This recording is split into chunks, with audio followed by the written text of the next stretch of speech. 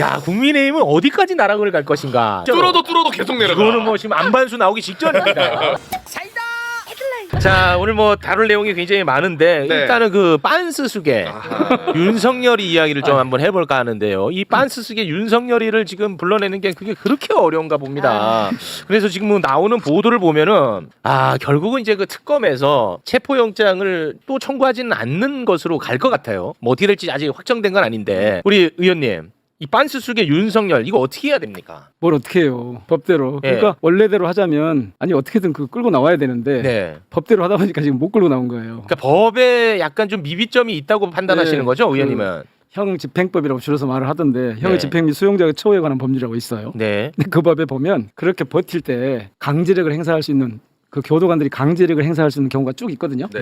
예를 들면 뭐 도주 우려가 있다거나 시설을 뭐 성계하려고 한다거나 자해를 하려고 한다거나 뭐 등등 한 6, 7가지가 있는데 네. 거기에 이런 건 없어요. 영장을 집행하려고 하는데 거부할 때 이때 강제력을 쓸 수 있는 규정이 없어요. 그 당연히 명문은 안 됐겠죠. 왜냐면 그런 놈이 있을 거라고 한 번도 없었거든. 맞아요. 예. 한 번도 없었거든. 예. 빤스 입고 버틴 것도 처음이고 그러니까. 예, 그렇게 교도소에서 그것도 영장 집행을 거부하는 경우도 처음이어서 네. 그래서 할 수 없이 제가 이 법에 개정을 하나 내서 8번 항에다가 네. 그걸 넣어놨어요. 법관이 발부한 영장에 따른 직무집행을 정당한 사유 없이 거부할 때 그때는 교도관들이 물리력을 행사할 수 있도록 있게끔. 해놨어요. 그러니까 윤석열 때문에 이렇게 많이 하나하나 바뀌어. 구체적으로 다 집어넣어야 돼. 우리가 맞아. 상상하지 못했던 것들을. 단어 하나와 다 넣어야 돼요. 그러니까 지금 그게 정확하게 구체적으로 명시가 되어 있지 않다 보니까 구치소에서 뭔가 좀 주저한다고 이제 판단을 하신 건가 보군요. 그렇게 보세요? 아니면은 교도관들이 들고 나올 수가 없는 거예요. 이를테면. 아니면은 뭔가 좀 의지가 부족하다고 보시는 거예요. 물론 이제 뭐 법적으로는 그렇게 보완하는 것도 저는 옳다고 봐요. 그런데 지금 여론을 보면은 아니 지금 무슨 소리 하느냐. 이거 지금 영장이 발부가 됐는데 의지만 있으면 바로 끌고 나올 수 있는데 너무 좀 물러터진 것 아니냐. 뭐 이런 좀 불만의 목소리 나오거든요. 민주주의 사회라고 하는 게 가끔씩 그렇게 예. 이 불완전한 부분들이 있거든요. 아. 그래서 그냥 정서적으로만 보면 네. 당연히 해야죠. 네 번째야 그것도 아유, 영장이 벌써. 네. 근데 그거 우리 일찍이 봤었잖아요. 지난번에 관저에서 버틸 때 또 똑같은 상황이거든요, 사실은. 그렇습니다. 네. 근데 이제 그걸 장소를 교도소로 옮겨서 네. 여기는 집행이 더 어려워요. 좁은 공간에다가 거기서 끌고 나오기가 더 어렵죠. 아니 그 당연한 것들을 그냥 누가 상식적으로 봐도 안 할 행동들을 그냥 해버리니까 예를 들면 우리가 최욱 선배가 그런 거 하는 거잖아요. 자 매불쇼도 이제 정형화하겠습니다. 방송 태도 똑바로 하기. 네. 방송 와서 하품하지 않는다. 이런 거를 다 정해놔야 될 정도로 별의별 행동을 다 해버리니까. 매불쇼 출연할 때는 바지 입고 출연한다. 이런 걸 써야 돼. 얼마나 이게 속 터지는 일이야. 바지 벗고 오는 애가 있어버리니까. 그러니까. 그러면 어. 매불쇼 어찌 될지 알 수 없어요. 예? 그런 거 정해놓으면. 제가 어디 방송국에 얼마 전에 가봤더니 그걸 진짜 다 쓰고 거기다가 서명까지 하게 돼 있더라고. 맞아. 와서 이상한 말 하지 마라 이런 것부터 시작해가지고. 그래요? 네. 근데 매불쇼가 만약 그거 한다고 생각해봐요. 네. 이 저 압도적 재미는 어떻게 하시려고? 그렇죠. 아무튼간에 좀 법의 미비점은 이제 법으로서 약간의 또 이제 보완이 있습니다만 일단 윤석열이를 지금 당장 끌어내지 못하는 거에 대한 저는 분노가 굉장합니다. 이 법 집행이 이렇게 단호하지 못하다는 것. 근데 이제 화는 나죠. 네. 저도 개인적으로 화도 나고 저도 심정적으로야 뭐 사람 몇 명 들어가서 데려오는 게 그렇게 어렵나라 생각이 들지만 의원님 말씀하신 것처럼 이게 그 집행을 한다라는 의미 자체가 좀 다르기 때문에 이렇게 좀 주저한다기보다 좀 힘들게 하고 있는 거고 한편 이제 특검에서 고민하는 부분은 이게 자꾸 논쟁거리처럼 되는 것 자체를 좀 네. 꺼려하는 것으로 보입니다. 저도 그렇거든요. 이게 CCTV 공개 이런 것들도 그걸 공개하잖아요. 그걸 가지고 저게 뭐 강제력을 당원하는 게 정당하니 많이 막 이런 식으로 물론 극소수라고 할지라도 우리 언론에서는 마치 이게 찬반의 거리라도 되는 것처럼 또 써댈 거거든요. 네, 쓰고 있죠 예, 지금도. 그게 왜 찬반의 대상이 안 된데도 불구하고 그렇게 쓴단 말이에요. 네. 그런 걸 아예 잠재우기 위해서. 그리고 화는 나지만 관저에 있는 것과는 다릅니다. 네. 이자가 있을 것은 그래봐야 독방입니다. 네. 그렇게 좀 생각을 해주셨으면 좋겠습니다. 네. 물론 뭐 지금 뭐 변호인 접견하고 특표하고 그러지만 그것도 얼마 오래 못 가요. 네. 그 징벌방에는 좀 보내주세요. 그거는 해야 되겠더라고. 그죠? 네, 그건 네. 해야 될 것 같아. 그 법무부 장관이 좀 검토한다고 하는 것 같던데 검토 말고 그러니까 바로 그건- 그냥 징벌방에 보내버리죠. 징벌방 보내야 된다고 봐요. 그죠? 네. 네. 확실히 동의. 예. 근데 지금 조금 전에 말씀하셨잖아요. 그런 게 이 사건의 본질을 다른 프레임으로 몰고 가요. 아마 지난번에 뭐 그런 말씀도 하신 것 같은데 저희 무슨 검찰 개혁안이 유출이 되더니 뭐 그런 얘기 있었잖아요. 네, 그랬었죠. 제가 아무 말도 거기에 대해서 하지 않는 건 그 내용이 중요한 게 아니라 유출을 누가 했느냐에서 유출 논란이 일면 내용이 사라지는 거죠. 내용이 그래서 사라져. 양 변호사님 말씀하신 게 이게 너무 중요한 얘기예요. 네. 자꾸 주변적인 이야기들이 그 본질을 흐리게 하니까 네. 그러려고 이제 안 하는 거거든요. 네네. 알겠습니다. 징벌방 그래도 징벌방. 보내요. 그 법무부 장관이랑 그 친분이 있으시잖아요. 제가 어제 같이 식사했어요. 근데 그 생각을 못했네. 진짜 왜 그래요 정말. 이것 때문에 요새 얼마나 스트레스 받고 있는데. 근데 지금 물론 뭐 저도 이거 똑같은 얘기인데 네. 그렇게 얘기하는 것도 좀 조금은 주의해 줬으면 좋겠어요. 왜냐면 주의해야 돼요? 법무부 장관이 지시할 수 있는 권한이 없어요. 법무부 장관에게 그걸 직접적으로 명령할 수 있는 권한은 없어요. 없어요? 예. 그러니까 마치 할 수 있는 일을 안 하는 것처럼 얘기하는 거죠. 아니 그거 누가 하는 거예요 그거는? 누구도 못해요. 그거는. 아니 징벌방에 보내는 걸 누가 해? 징벌방에 보내는 것은 구치소에 제가 알기로 소장에게 네. 그럴 사유가 있었을 때 보내는 건데. 소장이 판단하는 예, 소장에게 재량권이 되게 큰 걸로 알고 있거든요. 그래요? 그러니까 직접적으로 자 관리를 제대로 한번 해봐라라고는 얘기할 수 있지만 거기다가 예를 들어서 공문서 보내가지고 징벌방 보내 이렇게는 못한단 말이에요. 재웅님 말씀이 사실 그 말이에요. 예, 그 얘기. 아니, 근데 네. 사람들이 왜 그러냐면 댓글로도 막 야 법무부 장관 뭐야 옷 벗어 막 이렇게 막 쓰신단 말이에요. 그건 네. 아니란 말이야. 아니 근데 그거 참 희한한 게 한동훈이 법무부 장관 할 때는 진짜 힘이 셌거든. 맞다. 네. 그 윤석열이 검찰총장 할 때 힘이 진짜 셌거든. 그러네. 이상하게 이렇게 그러네, 진짜로. 민주정권만 들어서면 법무부 장관은 근데 힘이 너무 약해. 그 사람들도 직접적으로 뭘 하라고 명령되는 건 없잖아요. 밑에서 알아서 기었지. 알아서 긴 거야. 아따. 아. 참 형님, 답답해요. 우리가- 저도 답답. 이 말하면 또 제가 욕 먹을 거 알면서도 아, 그렇습니다. 너무 화를 그렇게 내시지는 말아줬으면 하는 마음이 드는 예. 것 같습니다. 우리는 민주정권이니까. 아, 민주정권이죠. 네. 민주정권답게 하게요. 아, 예, 알겠습니다. 자, 그러면 그거는 아무튼 법대로 갑니다. 네, 알겠고요. 그 윤석열이 빤스숙의 윤석열이의 이 내란 재판이 지기현이의 그동안에 이제 업무 과중으로 2주간 또 쉬고 오늘하고 푹 쉬느라고 이게 또 휴정이 됐거든요. 예. 그러다 오늘 다시 열렸는데 빤스숙의 윤석열이 왔답니까? 오늘까지 안 나오면서 지금 연속 4차례 네 차례. 불출석을 하고 있습니다. 아. 재판까지도 이거는 조사가 아니라 재판. 재판이야. 내란 수괴 혐의. 재구속되고 한 번도 안 나온 거예요? 한 번도 안 나왔습니다 아, 지금. 진짜. 점점 무덤 파는 거예요. 계속 25년 살 걸 지금 26년, 막 27년 계속 늘어나고 있는 그 거예요. 갑자기 깎아요. 지금 무기징역 얘기하고 있는데. 아니, 의원님. 예를 들면 아, 뭐 그런 예를 듭니까 지금? 아따 그런다고 여기서 무기 받을 걸 사형으로 이렇게 할 수는 없잖아 얘기. 아니, 무기 또는 사형입니다. 아니, 맞아요. 법대로 하면. 맞아. 예. 이거 참 아니, 그러니까- 의원님이랑 안 맞네 이게 색깔이. 의원님 말씀하신 건 사실 이것도 그럽니다. 피고인이 재판에 출석할 수 있는 건 권리인 거예요. 그러니까 자기 방어권을 위해서 보장해주는 권리인데 네. 그걸 스스로 포기한 거기 때문에 네. 지금 최욱 앵커가 지적한 것처럼 재판에 불리하게 간 겁니다. 네. 그 이제 무기징역이 사형된다고 말씀하셨으면 참 좋았을 거를 예를 좀 순하게 드신 아따 것뿐입니다. 여기서 어떻게 제가 차마 그렇게는 말하기 어렵잖아. 왜 말하기 어렵습니까? 그 당연한 말씀을. 알았어요. 앞으로는 여기 앞으로 나오면 좀- 할게 네. 이렇게. 아니요, 딴 데서 하세요. 여기서 안 해도 되는데 딴 데서 반드시 해주시기 바라겠습니다. 의원님이 너무 선하셔서 차마 예. 말씀 못하신 것 같습니다. 아니 그리고 그 지기현이 구인영장 발부하지 않는 거에 대한 불만도 우리가 많거든요. 그러니까요. 그거는 어떻게 보십니까? 아니 뭘 기대하세요? 아니 그럼 좋아요. 기대 없어. 좋습니다. 그러면 그 조희대 이 지기현이에 대해서 뭔가 좀 처분이 있어야 되지 않겠습니까? 아니 그거는 예. 저는 특검에서 그걸 반드시 다뤄야 하고 만약에 다루지 않으면 저도 나름대로 생각이 지금 있습니다. 이른바 법 왜곡죄 같은 걸 충분히 검토하고 네. 필요하면 소급 적용까지 해야죠. 소급까지 적용을 해가지고. 됐어요. 이제 좀 됐어.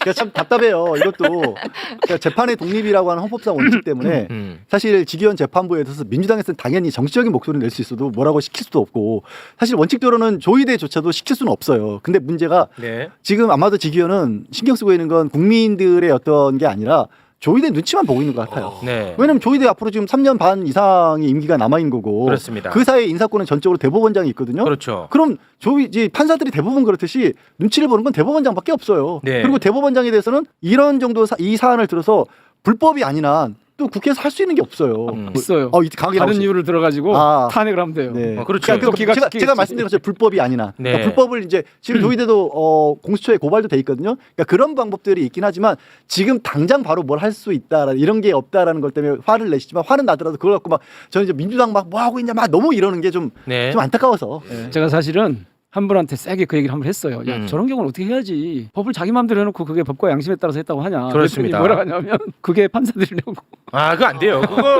그거를 우리가 그동안에 계속해서 용인해주고 그냥 넘어가지고 하다 보니까 지금 이 지경까지 왔다고 저는 생각하거든요. 그래서 저도 검찰개혁 못지않게 사실 더 중요한 건 사법개혁이다. 굉장히 중요합니다. 특검이 검찰이 그렇게까지 마음대로 할 수 있던 건 결국 네. 뒷배가 법원이 들어줬기 때문이에요. 네. 법원이 사실 훨씬 문제가 심각한 거예요. 네. 저희들이 그 문제를 세게 제기하려다가 우선 검찰부터 하고 네. 나서 그거 좀 이렇게 약간 스탑된 분위기가 그렇게 돼 있죠. 있는데 이번에 예. 사법개혁 특위가 생겼잖아요. 네. 어.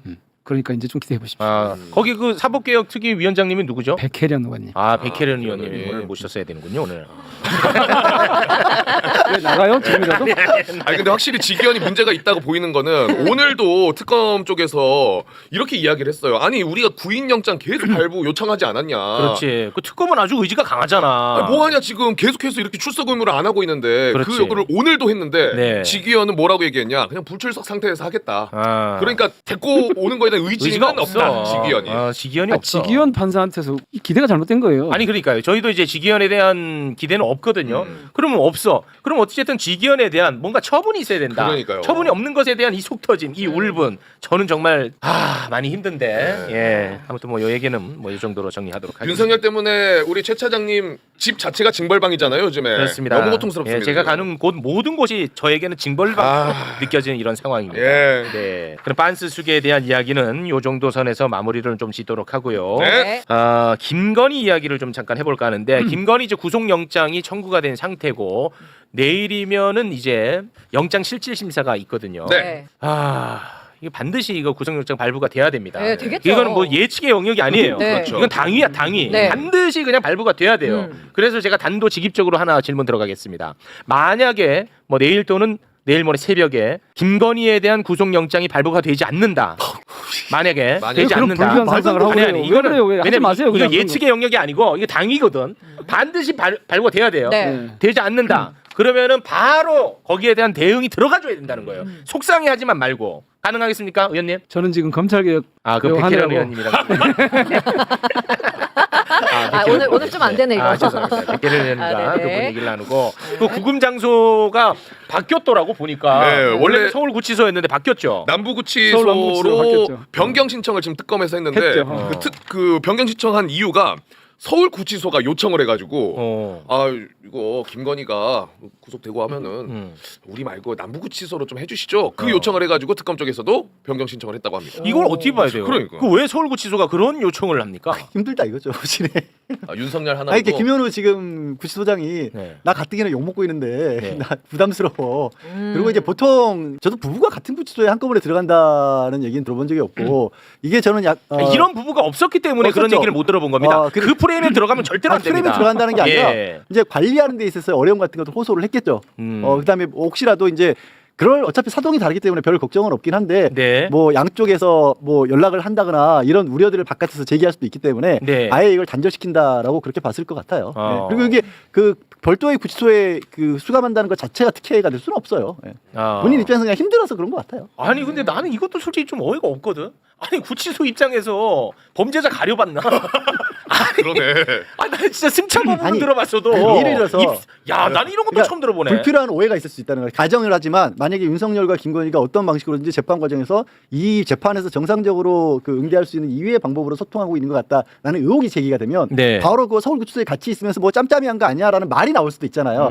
그런 걸 좀 교정당국으로서 원천적으로 차단하고 싶어진다. 원천 차단. 제가 뭐 김현우 편드는 건 절대 아닙니다. 네. 뭐 그런 이유라면 저희도 또 네. 받아들일 의향은 좀 있어 봅니다. 네, 어떻게 보십니까 이 부분?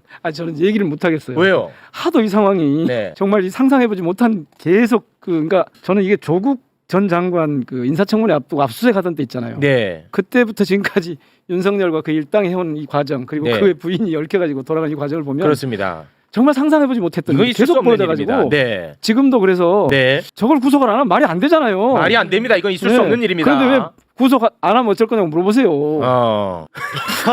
제가 봤을 때 오늘 의원님은 그냥 최욱 씨에 대한 여기서 팬심으로 오신 것 팬심으로 같은데. 여기서 재밌는 거 한 가지. 네. 대한민국에서는 없었고 네. 뭐 빤스 저항도 없었지만 네. 이 전직 대통령 부부가 이렇게 그런 경우도 없었잖아요. 세계적으로는 어쩔 것 같아요. 부부가 구속되는 경우, 대통령 부부가 전직 대통령 부부가 구속되는 경우. 전 세계적으로 이런 사례가 있느냐? 예, 드물지 않을까요? 제가 찾아봤더니 네. 만약 이번에 내일 그렇게 되면 네. 네 번째더라고요. 와, 맞네. 예, 올해 초에만 해도 네. 두 곳이나 있었더라고요. 그래요? 예, 2011년에도 있고 페루, 페루 뭐 코트디부아르 뭐 이런 데서 3번이나 있었더라니까요. 거의 중남미 지금 아니 뭐 그 나라를 제가 비하하는 건 아닙니다만, 아 그래도 어떤 그 그러니까 민주주의의 성숙도나 봤을 때 우리가 지금 거기 낀다는 게 대한민국에서는 일어날 수 없는 일을 네. 이 부부가 지금 만들어서 사실 얘기하고 싶지 않은 거예요. 네, 진짜. 참 너무, 서글픈 너무 일입니다. 얘기하고 싶지 않은 창피한 거예요. 거죠. 그렇습니다. 우리 그 의원님은 이제 민주당 검찰개혁 특위 위원장님이시니까 거기에 맞는 질문 하나만 드리면서 오늘 의원님과는 마무리를 좀 짓겠습니다. 잠깐만요. 네. 그 검찰개혁 특위라고 하지 마시고 아, 네. 정확한 이름 한 번만 불러주세요. 아. 국민주권 검찰 정상화 특별위원회 이름에다가 그 의지나 방향을 좀 담았거든요. 네. 국민주권 검찰 정상화 특별위원회. 아, 검찰 정상화 네. 위원회. 특별위원회. 국민주권이 특히 강조돼야 합니다. 국민주권 네. 강조하겠습니다. 네. 네. 네, 자, 뭐가 어찌됐든 궁금하십니까? 검찰개혁 특위 위원장님이신데 야 제가 진짜 간단하게 대단하다. 요거만 좀 한번 확인하면서 마무리를 짓도록 하겠습니다. 지금 우리가 이 난리를 겪어야만 하는 핵심적 이유가 바로 검찰의 문제 때문이거든요. 검찰이 해야 될 수사는 하지 않고 하지 말아야 할 수사는 또 세게 엄청나게 폭력적으로 했다는 거예요. 이 두 가지가 있거든요. 이 두 가지에 해당하는 사건들이 또 다 존재합니다. 해야 되는 수사인데 하지 않은 것. 예를 들어서 잠시 후에 저희가 깊이 있게 조금 다루겠습니다만 도이치모터스 주가 조작 그거 그냥 덮어버렸지 않습니까? 아니 지금 네. 그 전직 대통령 부부와 관련해서 다 그런 거예요. 다 그렇게 덮어버렸지 다. 않습니까? 그렇죠. 수도 없이 많은 그렇습니다. 네. 뭐 디올백이니 뭐 등등 그럼. 뭐 다 덮어갖고 지금 우리 이 사단이 아니 난거 옛날에 아닙니까? 중앙지검장 할 때부터 시작해서 다 그런 거예요. 맞습니다. 네, 부산저축은행까지 올라가도 돼요. 그렇죠, 올라가도 예, 되죠. 해야 되는 걸 하지 않은 것 이거 굉장히 심각한 문제고 하지 말아야 하는데 한 수사가 또 이게 골치가 아픈 것들이거든요. 예를 들면 이재명 대통령 관련한 정말 수없이 많은 수사들.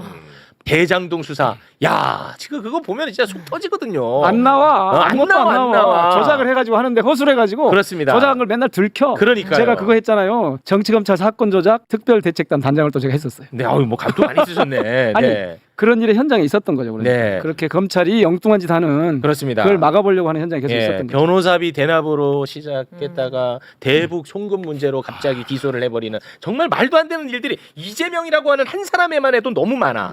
그렇지 너무 않습니까? 많아. 너무 많아. 그리고 조국 일가와 관련된 사건, 그리고 송영길 대표 다 돈봉투로 맞아요. 구속된 네. 줄 알 거야 지금도. 돈봉투 무죄입니다. 그거 해도 안 나오니까 별건에 별건으로 기소를 하고 지금 재판받고 그런 건들이 각각에 해당되는 건들이 있단 말이죠. 이 건들을 혹시 다 들여다볼 계획이 있나요? 아니요. 저희는 아, 그런 거 안 그건 할 거고 원천적으로 그냥 한 방에 해결하려고요. 아 그렇습니까? 다시는 검사가 네. 수사를 하는데 손을 못 대도록 하는 거. 아, 그건 이제 그 검찰개혁 법으로서 네. 그거 정리하는 것까지는 저도 이제 알고 있는데 그건 너무 중요하죠. 그런데 이 각각에 연루된 검사들이 있을 거 아니겠습니까? 그렇죠. 맞아. 난 이 왜? 검사들이 지금도 넥타이 메고 로펌 같은 데서 돈 잘 벌고 할 거란 말이야. 나는 그거를 못 견디겠어요. 맞아, 아니 맞아. 혹시 제 머릿속에 좀 들어보신 이거 거예요? 갑니까? 이거 가는 거예요?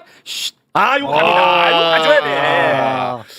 사고 다쳐놓고 그냥 딱 징계 받기 직전에 나가버리고 나가버려. 로펌 들어가서 넥타이 메고 제가 돈 받고. 그치. 이창수 있었죠. 아. 조상원이 예. 제가 간단한 말씀 드린 건 아니고 그것도 다뤄야 될 내용인가 보다 오늘 이렇게 제시를 하시니까 그런 생각을 지금 좀 하고 있습니다. 이쪽으로도 신경을 써주시길 바라겠습니다. 네, 당장 그 그거 도이치모터스 물어보신다든지 그거 물어보시는 거였어요? 아니다. 저는 이게 굉장히 관심이 많은 사람이라서. 근데 실제로 이른바 제 표현으로 하자면 검찰의 그동안의 법 왜곡과 만행, 네. 폭력적 그런 수사 이런 것들에 대해서 네. 어떻게 다뤄야 할 것인가, 특위 차원에서는 어떤 접근이 가능한가 이런 고민을 지금 좀 해보고 있는데요. 네. 구체적인 계획을 세워두진 않았습니다. 근데 오늘 뭐 말씀하시는 거 보니까 해야 될 것 같은데 꼭 좀 해주세요. 그 오늘 제가 이런 말씀드리기 좀 그런데 오늘 이제 그 돌아가서 오늘 방송과 관련된 여론을 좀 청취를 해주시면 여론이 이게 심상치가 않구나. 야 이거 내가 조금 잘 모르고 있었나 보다 하는 생각이 들 가능성이 높거든요. 우리 의원님이 직접 여론을 청취하기가 조금 걱정이 된다면 보좌관님들을 통해서 네. 여론을 좀 청취를 하셔서 야 이거 간단치 않다. 지금 엄청나게 뜨겁구나. 네. 이게 부글부글 끓어오르는구나. 곧 터지겠구나 하는 거를 느끼실 수 있을 것 같다는 생각이 듭니다. 엄청 무겁게 만드시네. 그렇지 않아도 지금 예, 사실 무거워야 됩니다. 무거워야 1단계는 거기까지 안 갑니다. 일단 네. 1단계는 정말 검찰의 구조 개혁 그러니까 네. 그냥 한마디로 하면 수사 기소 분리를 그렇습니다. 완벽하게 하는 거. 그거는 네. 됩니다. 제가 볼 때. 네. 그거 왜 돼요? 아니 왜냐하면 의지가 있으니까 민주당의 의지 그리고 대통령의 의지가 있으니까 되는 거죠. 국민적 여론. 그건 충분하군요. 충분해요. 이거는 너무 넘쳐. 네. 예. 오케이. 예, 그거는 제가 볼 때 괜찮습니다. 의원님 말씀이 차마 말씀을 못 하시는 것 같은데 일단 저항할 힘을 빼놓고 음. 무장해제를 시킨 다음에 네. 들여다보시겠다는 거죠. 네. 그러니까 문재인 전 대통령 때 과거사위원회를 만들어서 실제로 검찰이 잘못했던 부분들 들여보려고 시도를 한번 했었는데 네. 검찰이 살아있는 상태에서 그걸 하다 보니까 제대로 안 됐거든요. 네. 예. 그 아, 경험이 근데 있으신 여기 거죠. 네. 매불쇼가 무슨 공작소 같은데? 공작. 뭘 만들어내 막. 이렇게 만들어냅니다 막. 우리는. 막 네. 만들어내, 만들어내야 돼요 만들어내서 여론을. 방향으로 몰고 가. 이거 보통이 아니네.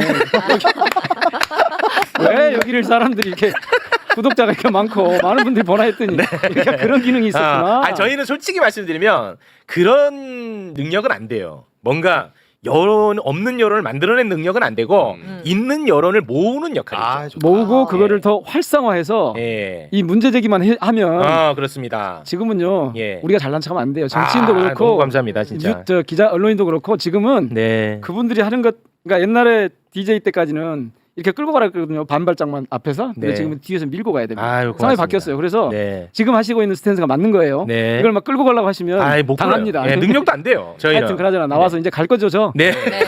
자랑 좀 치고 가야죠. 자랑 한번 하고 갑니다. 지난번에 네. 아유 고맙습니다. 네. 네. 아유 처음 뵙겠습니다. 네, 고맙습니다. 의원님, 저희가 저 김건희 이야기 잠깐 좀 다뤄도 됩니까? 예. 자, 김건희 도이치모터스 주가 조작 관련해 가지고 김건희 자신은 전혀 몰랐다는 네. 식으로 특검에 나가서 그렇죠. 거짓말을 했죠. 다시 한번 거짓말했던 거 한번 볼까요? 저는 그때 서울대 석사 과정 중이라 주식에 신경 쓸 겨를이 없어서요. 네. 이렇게 얘기했죠. 하지만 이제 김건희는 모든 것을 다 알고 있었다는 빼박 물증이 차고도 넘칩니다. 근데 이번에 김건희와 증권사 직원이 통화를 한 녹취 우리는 뭐 들어본 적은 없지만 그동안에 많이 나왔잖아요. 맞아요. 많이 나왔는데 이번에 좀 더 구체적인 내용이 더 추가가 돼서 공개가 됐습니다. 2011년 1월 13일 김건희하고 증권사 직원이 통화 녹취가 존재합니다, 여러분. 네. 우리는 이제 텍스트로 보는 거지만 네. 그거 좀 소개를 해주시겠습니까? 김건희가 직원에게 이렇게 얘기합니다. 블랙펄에 내가 40% 주기로 했어요. 어우 많이 내네요. 라고 하니까 6대 4로 나누면 저쪽에 거의 2억 7천만 원 줘야 되는 것 같아요. 와, 구체적으로. 구체적으로 예. 2억 7천만 원 저쪽에 넘겨줘야 된다.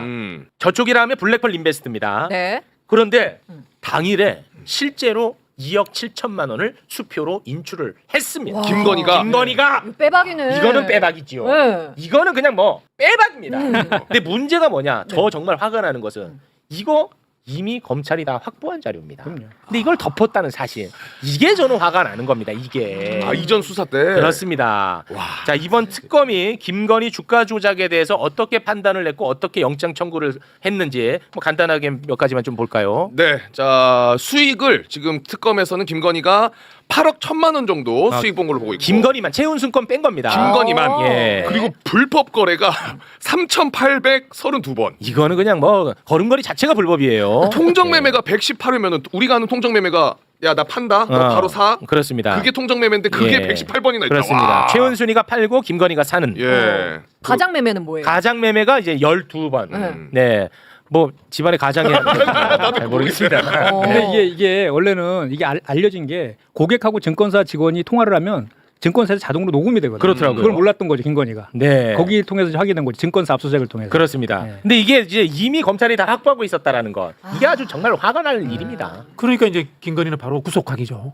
네. 검찰이 증거를 다 그대로 가지고 있는데 조사에 나와가지고 거짓말을 했단 말입니다. 그럼 뭡니까 이게 증거 인멸. 그다음에 나가서 말 맞출 우려가 있다. 네. 그러니까 이제 100% 이제 구속영장이 청구되는 거죠. 이건 뭐 100%입니다. 네, 100% 구속영장 청구된다고 보고요. 그렇습니다. 그리고 이제 금방 우리 그 최욱 씨가 이야기했습니다만 이거 기존에 그럼 검찰들이 제대로 알고도 수사 안 했다는 거잖아요. 그렇죠. 그럼 우리 의원님 이야기처럼 당연히 이 증권사에서는 녹취가 돼 있다는 거 아니에요, 그죠? 그럼 그전 검찰은 몰랐을까? 알았죠. 알았잖아요. 알고 안 네. 했다는 거잖아요. 네. 그러면 그전 검찰도 수사를 해야 되는 거죠. 네. 그래서 제가 입장하자마자 특별법을 만들든지 아니면은 검찰 내에 과거사 진상위원회를 만들든지 해서 이제까지 윤석열 일당에게 부역해온 검사들도 다 출연해야 된다는 거예요. 그렇습니다. 그리고 또 하나는 이제 우리가 그 전에 뭐 손 씨 있잖아요, 쩐주. 네. 쩐주 손 씨가 처음에 네. 무죄 받았다가 유죄로 바뀌고 바뀌었죠. 그랬잖아요. 네. 그래서 김건희도 그에 준해서 뭐 방조범 정도로 이제 생각을 하고 있는데 그렇지 않다는 거죠. 공범이죠. 하기는 예, 주범이자 거의 설계를 한 중심축이다. 예. 이게 이제 확인되고 있는 거죠. 그렇습니다. 최소 3년 이상입니다. 아, 요거 것만으로도 네. 최소 3년입니다. 네. 아유. 근데 특검의 의지가 그래도 확실하게 좀 보이는 부분은 김건희 구속영장에 적혀 있는 게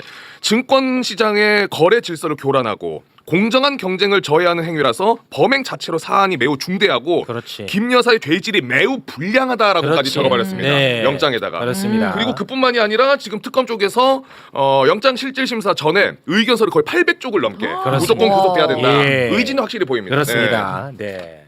그러니까 이 내용 그 녹취록 부분은 언론에서도 그러니까 처음에 이제 그 서울중앙지검에 접수가 되고 형사 5부에서 수사를 하고 심리 분석까지 맡겼을 때 그리고 심리 분석 결과 이상 징후가 있다는 것까지 다 알려졌거든요. 그래서 몇몇 언론에서 그 얘기를 했어요. 언론 은행 금융권에는 자동 녹취가 돼 있으니까 그 시기에 녹취록 들어보라는 얘기를 몇 년 전부터 했어요. 그렇습니다. 계속했어요. 계속 다 예. 알고 있었던 계속했어요. 내용이야, 다. 예. 근데 덮어버린 거고 지금 이제 곽수산 씨가 인용한 부분은 특검에서 뭐까지 집어넣냐면 아예 이게 헌법 정신 위반이라는 부분을 강조를 했습니다. 그냥 단순한 자범에 그치는 게 아니라 네. 이 제도 특검은 그걸 알고 있는 것 같아. 법원에서 판단할 때 제발 이 윤석열 김건희 관련은 일반 주가 조작이라든가 일반 뇌물이라든가 이렇게 보면 안 되고요.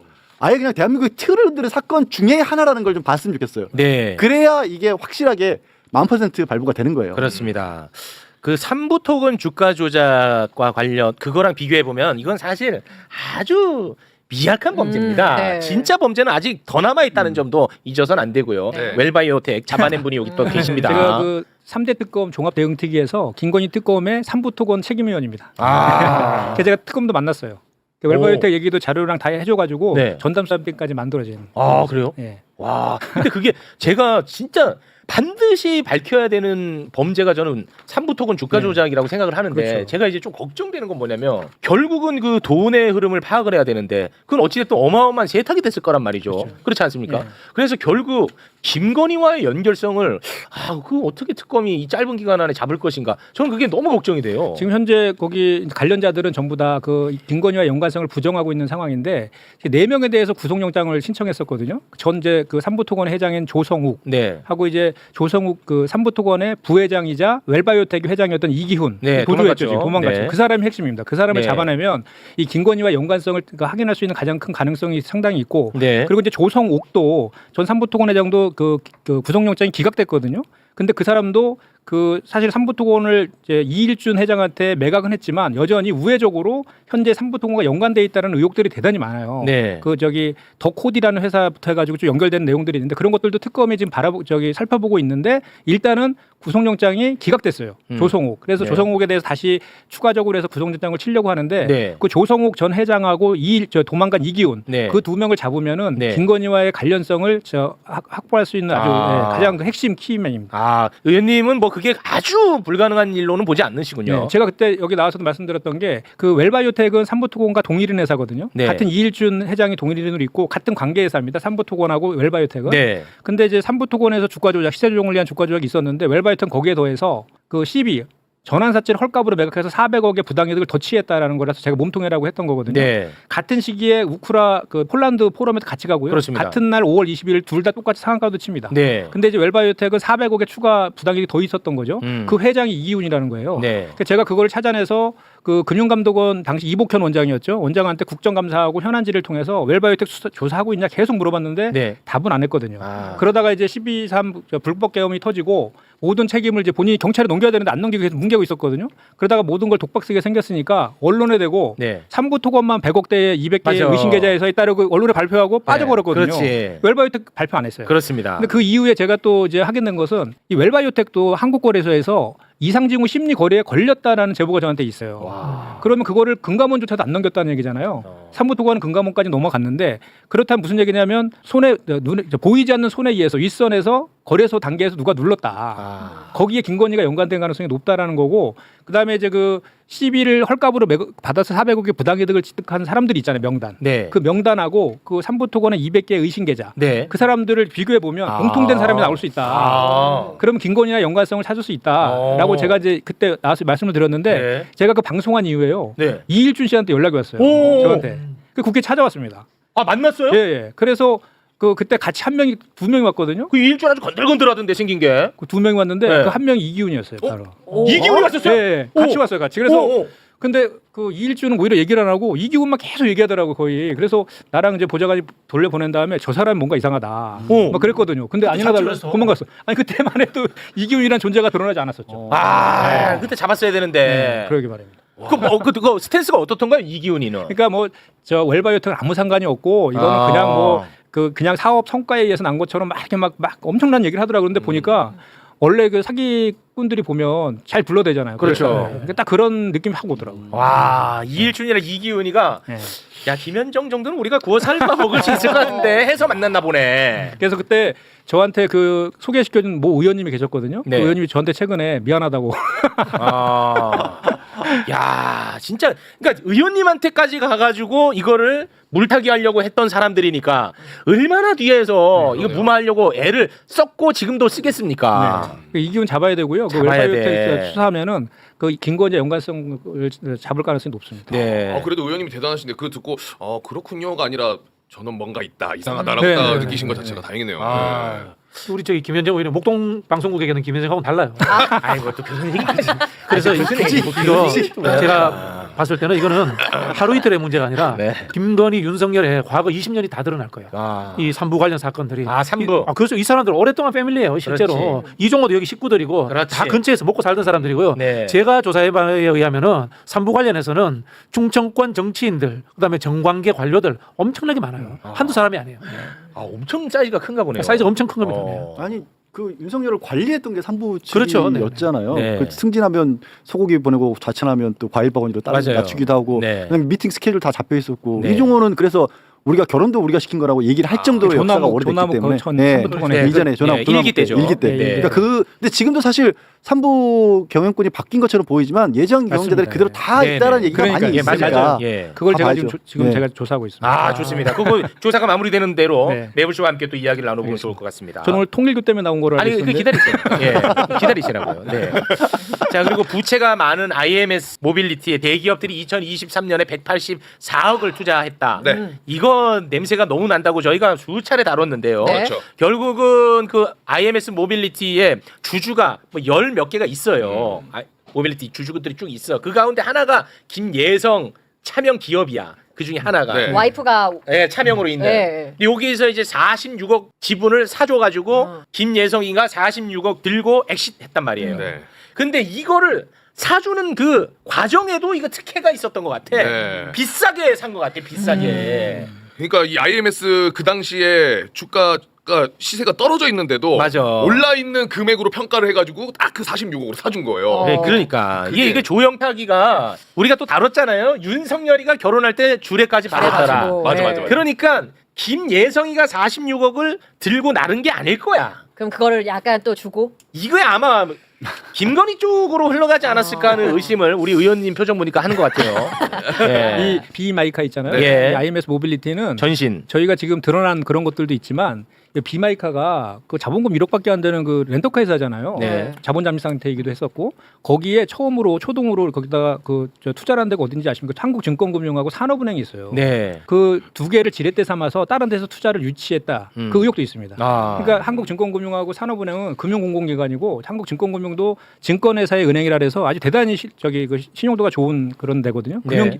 그 공공기관은 아니지만 공공기관에 준하는 네. 소위 낙하산들이 제일 좋아하는 회사가 거기입니다. 네. 거기에서 여기다 이제 산업은행 같은 경우는 지분을 투자까지 했어요. 그러니까 이제 다른 그 기관들이 여기다가 투자를 할 수 있는 다른 돈들을 끌어모을 수 있는 지렛대로 레버리지를 그걸 많이 네. 활용한 거죠. 그래서 그 증권금융하고 산업은행 왜 여기다 투자했는지도 조사해야 될 대목입니다. 그렇습니다. 네네. 그러니까 윤석열이가 이제 대통령 시절에 뭐 한 지금 우리가 밝혀진 것만 한 200억 이상 되거든요. 기업들이 투자한 게 184억. 다음에 또 한 20여억 또 들어간 게 있어요. 네, 아무튼 네. 있는데 네. 윤석열이가 유력한 검사 시절에도 맞습니다. 600억 정도 거기 또 투자를 했더라고. 맞습니다. 이 예. 증권금융하고 산업은행도 그 이제 윤석열이가 그 검사 시절에 검찰총장 시절에 투자한 것들이거든요. 이게 그 이제 대통령이 되기 전부터도 그런 이권과 관련된 것들을 그 남편의 직위를 이용해서 많이 활용했던 그런 측면도 있는 거죠. 네. 네. 그거 다 이제 들여다보고 계신다니까 네. 아 마음이 굉장히 편. 네. 아니 의원님이 굉장히 열심히 잘 하고 계셨네요 그 동안에. 그래서 자주 불러주십시오. 아 네. 아, 저희가 자주 모시겠습니다. 네. 아 대단히 든든합니다. 네. 고맙습니다. IMS. 자 그리고 그 계속해서 그 해명이 바뀌고 있는 나토 순방 때 착용한 반클리프 목걸이. 네. 요게 이제 그 이상한 방향으로 딱 튀어버리더라고. 야 이거 흥미롭습니다. 그 김건희가 나토 때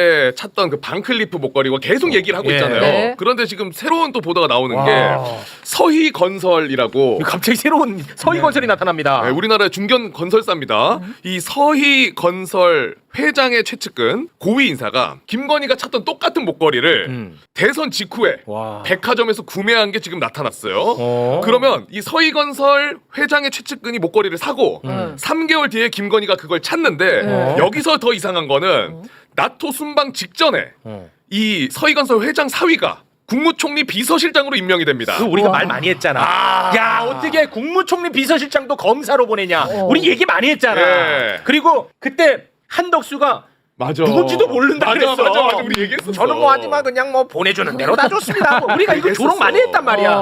그게 그 맞사위드만 박성근이라고 네. 검사 출신. 네. 야 이거 아주 복잡하게 돌아가는데 말이죠. 어떻게 보고 계십니까? 국무총리 비서실장이 차관급 자리예요. 네. 보통 이제 국무총리는 어떻게 운영을 하냐면은 비서실장이 있고 그다음에 장관급인 국무조정실장이 있어요. 이 두 축이 실제로 국정을 다 운영하는 사람들이에요.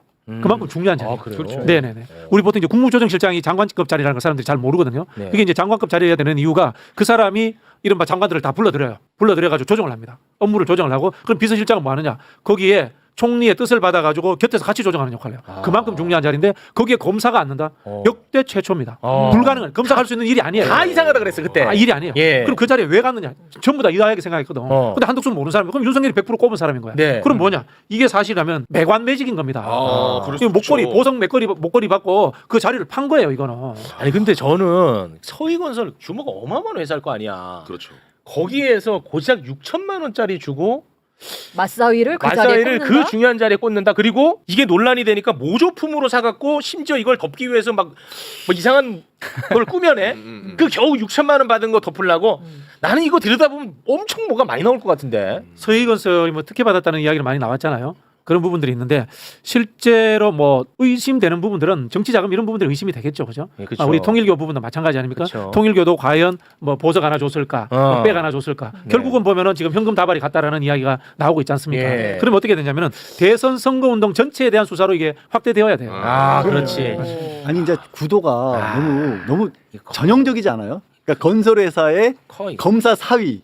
인데 또 그 검사가 정권을 잡은 대통령 덕분에 국무총리실로 더 고위직으로 올라갔다. 네. 그러면 그게 또 하필 뒤에 건설회사가 있으면 이건 뭐 영화나 드라마에 너무 많이 나오는 스토리잖아요, 일종의. 아, 이거. 그러니까 그때 처음에 이 사람을 국무총리실 보낼 때만 해도 크다고. 바깥에서 우리가 워낙 검찰 정권이니까 저 사람 꽂아놓고 한덕수 지금 총리도 허수아비처럼 만들어 주물려고 그런 얘기 많이 그렇게 했었죠. 보낸 게 아니냐라고 했는데 그런 차원이 아니라 그냥 국무총리가 관장하는 지금 말씀해 주신 것 같은 그런 업무조차도 어찌 보면 김건희 라인에서 다 좌지우지 하려고 했던 거 아니냐는 생각을 할 수밖에 없는 거죠, 뭐 또. 저희가 애초에 이 검사 이야기했을 때는 검사를 박아서 한덕수를 감시한다. 아, 그런 얘기 많이 그런 했었어요. 정도인 줄 알았죠. 그게 아니라 비서실장이니까 이런 거예요.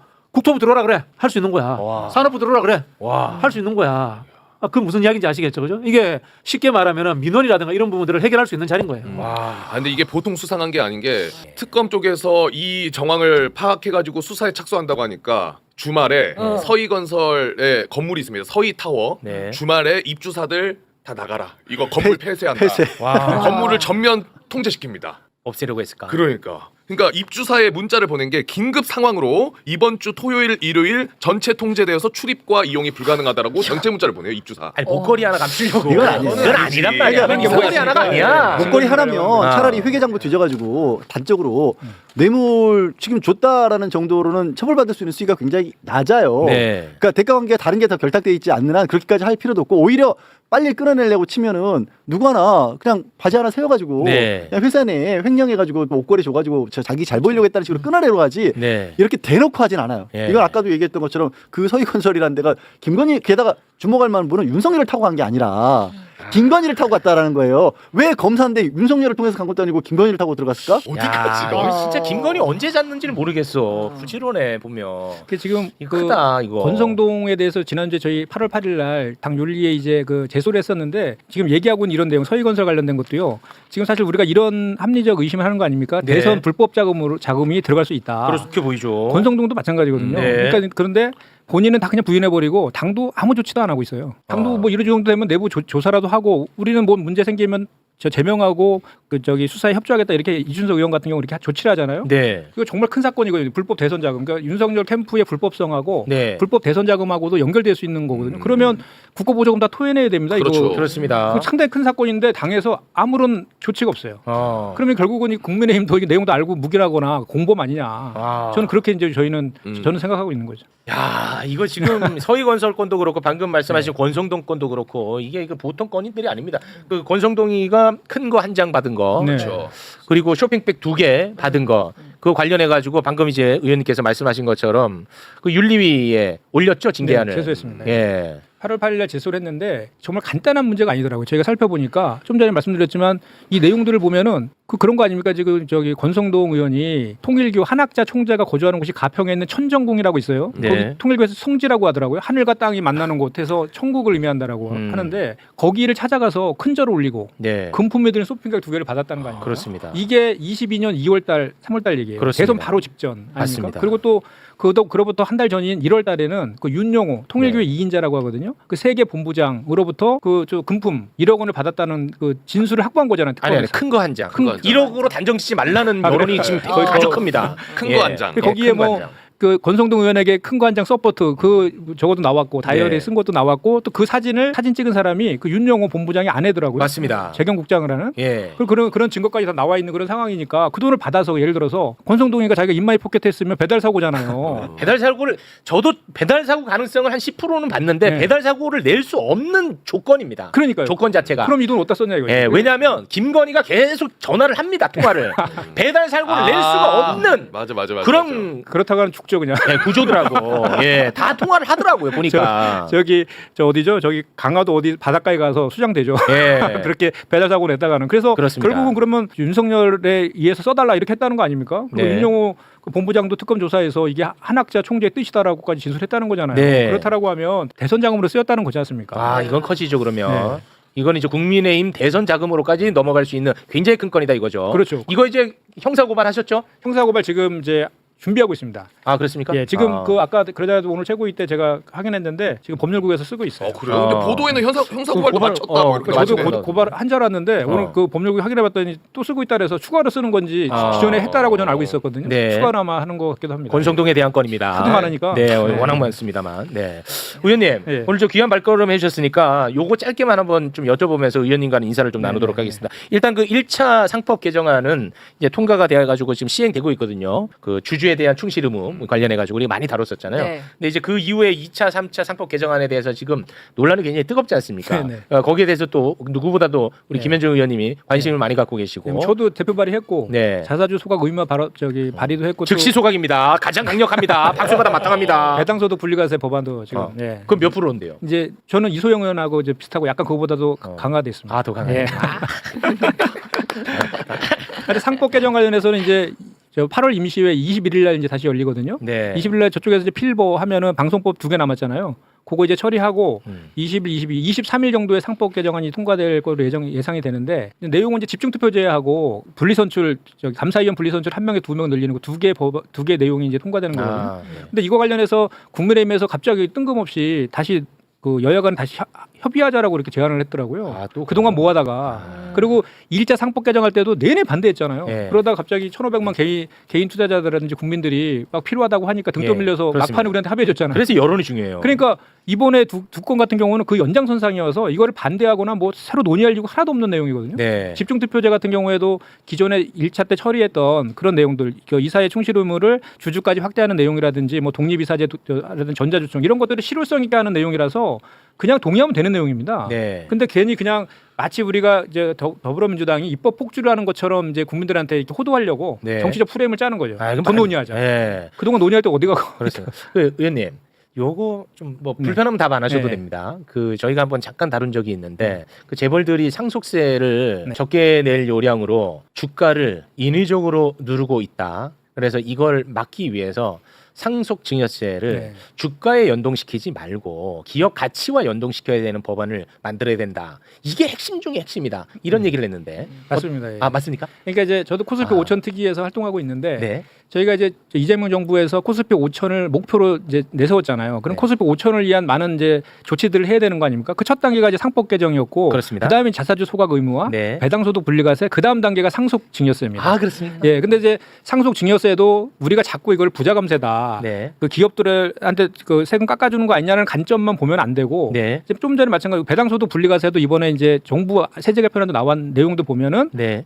제가 봤을 때 약간 좀 미흡하지만 어쨌든 기업에서 배당을 많이 해준다는 조건을 달고 네. 분리과세 해주겠다는 거잖아요. 네. 그러니까 그것에 대한 혜택은 1,500만 개인 투자자들이 보는 거지 않습니까? 그래서 주가를 상승할 수 있다는 논리인데 상속 증여세법도 비슷한 논리입니다. 그동안에 상속 증여세를 아끼기 위해서 주가를 인위적으로 눌러가지고 그 네. 피해를 또 개인 투자자들이 보고 있었거든요. 아, 그렇습니까? 그래서 그거를 좀 시장 논리에 맞게 아. 주가 상승과 연계해서 네. 어떤 전제 조건을 단 상황에서의 세법 개정 네. 이거는 좀 필요하다라고 저는 개인적으로 생각하고 있어요. 아 그렇습니다. 네, 네. 아하. 그 답을 유도하신 겁니다. 네. 아 개인적인 생각이지만 전반적인 분위기는 아직까지 그 조성이 안 된 상황인가 보군요. 그래도 배당소득 분리과세도 음. 바로 우리가 이재명 정부 들어서기까지만 해도 네. 우리 당 안에서는 금기어였습니다. 아. 배당소득을 분리과세 한다는 것은 말이 안 되는 내용이었어요. 네. 근데 이제 조건으로 계속해서 진입하고 예, 있습니다. 기업들이 이제 뭐 정부 세제 개편하는 40% 이상 배당했을 경우에 네. 뭐 이렇게 그 35%까지 네. 지금 현재는 이제 그 45%인데 35%까지 10%를 이제 분리과세 하겠다 이런 내용인데 사실 근데 그건 좀 약간 아쉬운 측면이 있죠. 왜냐하면 현재도 실효세율은 30% 후반이거든요. 네. 배당소득이 네. 이제 그 분리과세가 세금이 근데 이제 35%면 거기다가 저거 합치면 38.5%잖아요. 농특세 네. 합치면 그래서 크게 이렇게 그 전이랑 바뀐 게 없어서 네. 주식 양도세가 25%지 않습니까 지금? 네. 그러니까 그 정도 수도 낮추자라는 맞습니다. 주장이 이제 이소영 의원은 아닌데 의원님 그런 이야기 밖에서 하면은 또 예.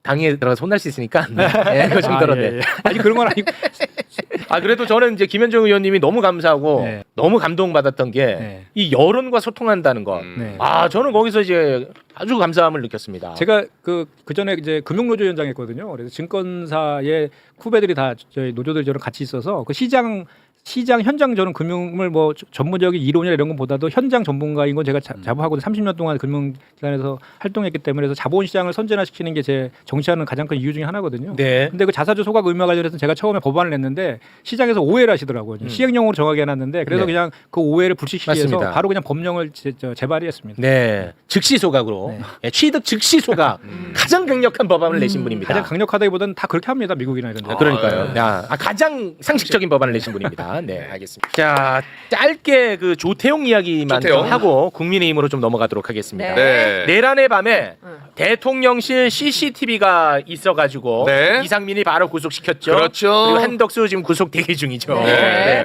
그 CCTV가 조태용 아. 당시 국정원장도 찍고 있었습니다. 아, 대박이에요. 어떤 장면이 포착됐습니까? 계엄 선포하기 전입니다. 저녁 9시 10분에 조태용이가 대통령 집무실에서 나오면서 종이를 문건을 들고 나오는데요. 근데 요걸 들고 나오면서 아이고 잘 챙겨야겠다. 그 양복 주머니에 집어넣는 모습을 CCTV로 포착을 했다. 조태용이 국정원장. 그렇습니다. 특검은 저 문건을 지금 무엇으로 의심하고 있습니까? 정치인 체포 협조 등 국정원장이 계엄 사태에서 수행해야 되는 임무가 아마 적혀 있었을 것이라고 보고 있습니다. 그 홍 차장한테 그렇습니다. 했던 그 그렇죠. 말. 예, 정치인 체포. 그 문건을 이미 전에 조태용 국가정보원장은 받았다. 예. CCTV가 조태용이도 찍었다. 찍었다. 이거는 그냥 빼박이다 이런 상황인데요. 네. 자 여기서 그러면 윤석열하고 조태용이 윤석열 조태용이가 얼마나 거짓말을 잘하는 놈들인지 한번 짚고 넘어가도록 하겠습니다. 먼저 윤석열이 12월 3일 밤 10시 53분에 윤석열이가 홍장원 차장에게 전화해가지고 야 싹 다 잡아들여, 싹 다 정리해 이 지시를 한 거 우리가 알게 됐잖아요. 네. 이제 그래서 왜 국정원장이 있는데 원장을 패싱하고 차장한테 전화했느냐 이런 궁금증이 당연히 생기죠. 네. 네. 그래서 그 궁금증에 대해서 윤석열이가 헌재에 나와서 이야기를 한 게 있어요. 싹 다 거짓말이야 이 자식. 자, 어떤 거짓말을 했는지 윤석열의 거짓말 보고 오겠습니다. 제가 이제 국정원장이 해외에 있는 줄 알고 에라이 씨. 홍장원 1차장한테 이제 원장 부재 중이신데 원 잘 챙겨라. 그리고 내가 이따가 우리 홍 차장한테 전화할 일이 있을지 모르겠다. 이렇게 하고 전화를 끊었습니다. 자, 1시간 전에 만나놓고 외국에 거짓말. 제주도도 못 간다. 바로 출발해도. 천안도 못 가요. 아. 천안도. 저 어떻게 저렇게 거짓말을 잘합니까 윤석열이 뻔뻔하다, 쟤는. 진짜. 예. 근데 진짜 거짓말도 잘은 안 하는 것 같아요. 아 못하지. 마구 하는데 마구 하지. 금방 뽀록날 한 시간도 안 돼서 뽀록날 거짓말 아. 하죠. 9시 10분에 조태용이가 대통령 집무실에서 문건을 들고 나왔는데 아. 해외에 있는 줄 알았다. 그래서 야, 그 좀 원장 없으니까 그 일 잘 봐야 돼. 이 얘기를 하려고 전화했다는 저런 말도 안 되고 성의 없는 저런 거짓말을 했었고요. 네. 정말 말도 안 되는 게 일단 국정원장은 반드시 국무회의에 참석해야 되는 사람이 아닌데 갑작스럽게 부른 개헌날 거야. 부른 거예요. 그렇습니다. 따로 일부러 굳이 불렀어. 그리고 그랬기 때문에 조태용은 홍장원 차장이 갑작스럽게 체포 지시를 받고 나서 이 체포 지시와 관련해서 국정원장에게 새벽이지만 놀랐으니까 얘기할 수밖에 없는데 그 저 무슨 뭐 떠도는 소문 얘기한 것 같다면서 대응을 안 했잖아요. 네. 조태용은 본인이 다 알고 있었으니까 이런 얘기 안 한 그렇습니다. 거죠. 네. 자, 그리고 조태용이는 얼마나 또 거짓말을 잘하는지. 조태용이 문건 집어넣는 거 CCTV에 잡혔습니다. 잡혔죠. 그런데 우리는 이걸 이번에 알았지. 근데 본인은 알고 있을 거 아니야. 그렇죠. 그런데 헌재에 나와서 얼마나 거짓말을 잘하는지 이거 다 처벌 대상입니다. 이제 한번 보시죠. 증인은 뭐 집무실이나 대접견실에서 피청구인 또는 김용현 장관으로부터 비상계엄 관련 문건을 받으신 건 없으신가요? 없습니다. 예. 아휴. 그 비상계엄 선포문도 받거나 보지 못하셨습니까? 못 봤습니다. 야, 그럼 뭐 들고 나온 거 메뉴판이냐? 아유. 아, 나 저 진짜. 머리 하얗고 양복 입고 넥타이 매갖고 저거는 그래도 사실 아닐까 난 그렇게 생각했어요. 완전 즉답으로 해버리네. 예. 주저함이 전혀 없이. 아, 주저함이 없어 진짜. 근데 그럴 수밖에 없는 게 조태용 지금 전 원장 같은 경우는 이제 최혜병 사건과 관련해서도 안보실을 맡았었잖아요. 그러니까 다 윤석열이 했던 그 잘못된 일들과 다 얽혀 있는 인간이니까 뭐 비슷하게 바로 빠져나갈 생각만 했던 거죠. 뭐. 그러면 저 헌재에서 지금 위증한 거니까 위증한 저거 다 거죠. 처벌 받을 처벌 수- 받습니다. 예. 네. 그러니까 본인의 범죄와 관련된 부분이기도 하지만 윤석열의 범죄와 관련된 부분에서도 위증을 한 거죠. 네, 저 처벌입니다. 네. 사형 아니면 무기징역이었으면 좋겠습니다. 국정원장은 다 알고 있었을 거예요. 국정원장. 예, 네. 그 사전에 불려갔잖아요. 불려갈 때부터 이미 윤석열이 무슨 행동을 준비하고 있다는 것은 다 알고 있었을 것이다 보고요. 그 최이병 관련해서도 다 알잖아요, 사실은. 네. 아는 사람이고요. 윤석열이 그 전에 이런 이야기 하잖아요. 그 국정원장한테 우리 가족사 때문에 야, 네가 이런 일처럼 활동해줘야 돼. 이런 이야기 하잖아요. 네. 다 알고 있었는데 여기에 대해서 내가 어느 정도 가담해야 될지에 대해서 늘 갈등하는 아마 이중적 심리 상태를 저 당시에 가졌던 것 같아요. 그러니까 다 알고 있지만 행동은 제대로 안 움직이고 이런 상황이었을 거예요. 그 아, 사람은. 가장 그냥 그 미꾸라지 같은. 그렇죠, 네. 아, 알겠습니다. 자, 그러면 지금부터는 국민의힘 이야기를 좀 다뤄볼까 하는데요. 국민의힘. 네, 국민의힘 최고 전문가가 또 한 분 계셨습니다. 허은하 대표님, 박수로 맞이합니다. 네. 네, 반갑습니다. 야, 국민의힘은 어디까지 나락을 갈 것인가? 이게 정말 저만의 관전 포인트인데 생각한 것보다 더 그 밑이 더 있더라고. 아니, 아니, 진짜로. 뚫어도 계속 내려가. 이거는 뭐 지금 안반수 나오기 직전입니다. 네, 국민의힘 이야기 들어가기 직전에 요 전광훈 관련한 이야기 잠깐만 좀 다루고 가도록 하겠습니다. 이 경찰이 119 서부지법 폭동 관련해 가지고 배후로 전광훈하고 신혜식을 지목을 했잖아요. 압수수색 네, 그래서 했죠. 이제 압수수색을 하지 않았습니까? 네. 그러니까 이제 신혜식이 나 혼자만 죽을 순 없지. 아. 내가 내부 고발차 한번 대보겠다 하면서 누구 데리고 들어가요? 대통령실을 끌고 들어가 버립니다. 진짜 배우는 여러분 따로 있습니다. 윤석열의 대통령실이 진짜 배우입니다라고 네. 엄청나게 지금 폭로전을 이어가고 있는데요. 야, 이거 대단합니다. 신혜식은요 대통령실이 그러니까 윤석열의 대통령실입니다. 윤석열의 대통령실이 지지자들을 방패막이로 활용했다라는 정황을 잔뜩 공개를 하고 있습니다. 윤석열이 탄핵되기 전 1월 3일에 1차 체포영장 집행이 실패로 돌아가지 않습니까? 네. 네. 그날 밤 대통령실 성삼영 행정관이 신혜식을 비롯한 여러 단체에게 문자를 보낸 게 있습니다. 네. 그 문자 소개해 주시죠. 행정관이 신혜식 씨에게 이렇게 보냅니다. 지도를 딱 보내주면서 지도. 여기 어린이 놀이터가 있는데 그곳에서 대비를 해줘야 한다.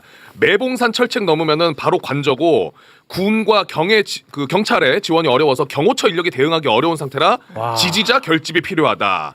민노총에서 오늘 등산로 이용해서 덮친다는 첩보 있다. 경호 인력으로 막아내기 어렵다. 그러면서 이게 저는 좀 심각하던데 관저 경호 책임자에게 우파 시민들 어디 쪽에 배치하면 되는지 물어봐 주세요. 어떻게 하는 게 좋을지 강구해 주세요.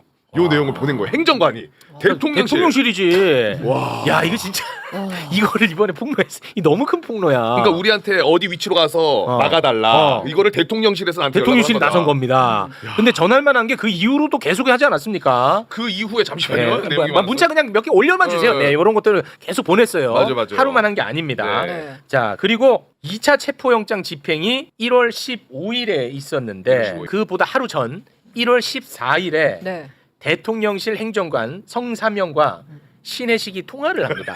오. 근데 여러모로 참 재밌는 통화예요. 이 통화를 들어보면 대통령실보다 유튜버가 더 위에 있습니다. 오. 네. 오. 그리고 공무집행 방해의 정황이 담겨 있고요. 그리고 관제 데모의 정황도 들어가 있습니다. 여러모로 아주 흥미로운 통화입니다. 함께 들어보시죠. 제가 한번 다시 말씀드리는데 저번에는 산을 넘어가는 사태 팀이 있으니까 민노 쪽에 거기를 막아라고 그러고 길을 다 확인했는데도 거기 분명히 차 한 대만 놓을 수 있는데도 불구하고 1000명을 보내라고 그러고 언제 들어온지도 모르는데 왔다 갔다 하라고 그러고 아니 도대체 뭔 작전을 세우는 거예요? 아니면 우리 나를 약 올리려고 하는 거예요? 나를 뭐 똘마니 들어오고 얘기하려고 그러는 거예요? 전혀 그렇지 않습니다. 죄송합니다. 그런 건 아니고요. 이 위기 상황에 지금 뭐 시민단체 예전처럼 뭐 똘마니로 두고 뭐 부려먹으려고 그러는 거예요? 아이고, 전혀 평상시에 저 아는 척 해봤어요? 죄송합니다. 대통령실에 있는 비서관들이라고 다 면서 진짜 어머. 죄송합니다. 이 와. 상황 되니까 누가 도와주고 있는데 거기 여기다 대고 이래라 저래라 하는 거야? 죄송합니다. 도와주는 찾아다니면서 얘기해야지. 그런 한명 모아서 박으세요. 산에 박든지 어디다 박든지. 죄송합니다. 그건 예. 앞으로 전화할 때 조심하세요. 바뀌어야 되는 거 아니야? 와. 앞으로 전화할 때 조심하세요. 와. 머리 꼭대기 있네. 아, 진짜 어지러지하다. 와. 야, 어떻게 보셨어요? 아니 뭐 기가 차가지고요. 이게 윤석열 정부가 극우 유튜브 정권이었다는 게 그대로 드러났네요. 네. 극우 유튜버들의 기반 위에서 만들어졌고 저들에 의해서 좌지우지됐다. 와. 그리고 또 이거는 특수공무집행방해를 윤석열이 주도했다라는 게 드러난 겁니다. 윤석열 구속 사유 중에 하나가 특수공무집행방해 아닙니까? 네. 그거 증거입니다. 빼박 증거네요. 빼박 증거입니다. 이 증거는 신혜식이 한결에 제공한 자료입니다. 직접 제공한 거죠. 예. 아니 근데 신혜식은 왜 갑자기 저렇게 막 증거? 아니 자기가 이제 독박 쓰게 생겼으니까 아. 진짜 범인은 대통령이다. 아 계속 그렇게. 그거를 알려주고 싶어갖고. 아니 정광훈이 이전에 지난해 이제 명태균 건이 알려지면서부터 집회들이 많이 여러 군데 있을 때 정광훈이 자기 집회에서 그렇게 얘기를 했었거든요. 주말에 대통령 윤석열 우리가 안 막아주면 우리가 용산부터 서울역부터 광화문까지 다 집회해가지고 우리가 안 막아주면 저건 넘어가. 내가 살려주고 있는 거야라는 식으로 큰 소리 빵빵 쳤었거든요. 네. 그게 맞았다는 게 드러난 거예요. 여기서 네. 유튜버들이 지켜주고 있었던 거예요. 네. 근데 이제 내가 지금 신혜식이 이제 폭로를 하는 상황이라 내가 신혜식 욕은 별로 안 하고 싶긴 한데 저렇게 신혜식이 대통령실 행정관한테 왜 저렇게 화를 내냐? 네. 제 추측인데 신혜식은 정광훈 파란 말이에요. 근데 저 당시에 소년부파가 득세를 했어요. 세이브 코리아. 어. 그러니까 이씨 그 소년부한테 힘 실어주지 말고 나한테 힘 실으라고 했지. 어. 내가 지금 더러운 일은 내가 다 하고 있지. 몸빵은 나한테 시키면서 어. 나는 그렇게 보고 있습니다. 저게 그러니까 이 사람은 지금 이 자료를 내놓는 이유는 자 봐봐라. 대통령실이 나한테 이렇게 요청을 해와도 나는 이렇게까지 반발했던 사람이야. 나를 배우로 얘기하지 마. 라는 얘기를 하고 싶어서 이걸 내놓고 있는데 저는 아무튼 그렇게 보지 않는다는 거죠. 그거 플러스 유튜브 그때 당시에 이렇게 나섰던 극우 세력 내지는 뭐 정광훈이다 이런 세력들과 내부에서도 살 길을 찾는 사람들이 나오는 거예요. 나라도 먼저 살아야 될 것 같은데 어떡하지? 근데 내가 이렇게 등불 돌리고 떠나면 내가 보복당하지 않을까? 공익제보자로 인정해 주세요라고 네. 얘기를 하고 있고 근데 저렇게 그럼 만약 저 통화가 진짜 신혜식이 주장하는 것처럼 자기는 끌려만 다닌 입장이다. 그러면 그 이후에도 계속해서 집회 계속하고 있었고 오히려 또 생각나실 거예요. 저 유튜버들 사이에서는 어떤 일도 있었냐면 주도권 싸움을 하느라고 나가지고 막 집회 나와서 윤석열 잡혀가고 이럴 때 아 고생은 우리가 다 하고 있고 말이야 돈은 뭐 앉아가지고 책상 아래 방송하는 것들이 벌고 있고 니들도 여기 나와 막 이런 얘기를 다 하고 그랬어요 자기들끼리. 네. 그러니까 그 균열이 최초로 신혜식부터 저는 시작됐고 어쩌면 더 재밌는 얘기들도 많이 나올 것 같아요 이제. 앞으로 더 네, 앞으로 나온다. 더. 네, 어. 이제 좋습니다. 신혜식이 터닝 포인트를 잡은 거죠. 원래 신혜식 정광훈은요 박근혜 파였어요. 네, 네. 박근혜 옹호파였는데 박근혜를 잡아넣은 윤석열 편으로 돌아선 거야. 말이 안 되지. 그때도 전환적 포인트가 있었던 거예요. 예. 그리고 이들은 사실은 경제적 이익이라든가 그렇죠. 또는 뭐 물론 우리 슈퍼챗 이런 부분이겠죠, 그죠? 이런 부분들 때문에 돌아서는 사람들이니까 이제는 새로운 메시아를 찾아서 떠날 시기가 됐다라고 판단하는 것 같고요. 사실 한국의 보수 극우는 보수도 아니고 극우도 아니에요. 액션의 강함은 존재하는데 실제로 이 사람들이 이념적으로 보수라든가 극우가 뭔지도 몰라요. 그냥 돈 되는 쪽으로 힘 있는 쪽으로 움직이는 거예요. 네. 이제는 윤석열을 버리고 새로운 돈 되는 쪽을 찾아서 떠날 때가 됐다. 저는 그렇게 봅니다. 네. 그 경찰이 지금 핵심적으로 보고 있는 거는 119 서부지법 폭동 이 배우가 누구냐 이게 핵심 아니겠습니까? 네. 그런데 1월 19일 새벽에 이제 영장 발부가 되면서 이제 폭동을 일으킨 건데 아, 네. 1월 17일 네. 네, 대통령실이 나서가지고 또 그 지지자들 흥 돋구기 위해서 대통령실 기념품까지 막 다 뿌렸더라고 보니까. 맞아요. 네. 선물 세트를 저렇게 다 네, 보냈다고 다 하더라고요. 보냈어요. 저 시계랑 어. 뭐예요 저거? 저 핸드크림 뭐 그런 거. 손세정제. 손세정제. 좋은 것도 아니구먼. 아 근데 그 자기들끼리는 이게 엄청난 영광이죠. 아, 그래요? 네. 대통령실에서 받았다라는 그 명분으로. 그렇습니다. 그래서 네. 저걸 집회 장소에서 청년들 무대에 올랐던 청년들에게 저걸 나눠줬다라는 거예요. 네. 네. 참 진짜 추잡 온갖 추잡을 다 떨고 있었던 거야. 추잡스럽습니다. 자, 그럼 지금부터 엉망진창 국민의힘 이야기를 나눠보도록 하겠습니다. 8월 8일 대구에서 국민의힘 전당대회 첫 합동 연설회가 있었는데 가장 후보가 되게 많습니다. 당대표 후보도 4명이나 되고 최고위원. 최고위 후보도 엄청 많아요. 네. 근데 가장 빛났던 사람이 누구냐? 아, 전한길이었습니다. 아, 전한길. 전한길의 동무대였습니다. 동무대. 네, 윤석열을 비판하는 후보가 연단에 오르면은 배신자! 배신자. 와, 진짜 어마어마한 짓을 했는데 네. 잠깐 그 장면을 보고 오겠습니다. 합동 연설을 시작하겠습니다. 거기에서